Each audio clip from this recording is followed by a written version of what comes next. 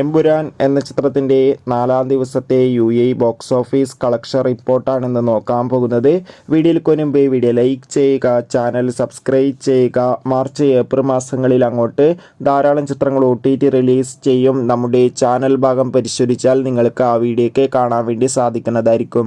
മോഹൻലാൽ, പൃഥ്വിരാജ്, ടൊവിനോ തോമസ്, മഞ്ജു വാര്യർ എന്നൊക്കെ പ്രധാന കഥാപാത്രങ്ങളായ ചിത്രമായിരുന്നു എമ്പുരാൻ. ചിത്രത്തിന് 4-ാം ദിവസമായി ഇന്ന് ഞായറാഴ്ച മികച്ചൊരു ബുക്കിംഗ് UAE-ലും നടക്കുന്നത്.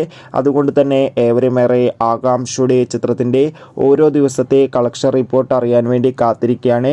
ഫൈനലിൽ 4-ാം ദിവസം UAE-യിൽ നിന്ന് മാത്രം ഏകദേശം 1 കോടി 2 കോടിക്കടുത്ത് വരെ ഇന്നും കളക്ഷൻ സ്വന്തമാക്കാൻ വേണ്ടി സാധിക്കുമെന്നാണ് ട്രാക്കിംഗ് റിപ്പോർട്ടുകൾ സൂചിപ്പിക്കുന്നത്.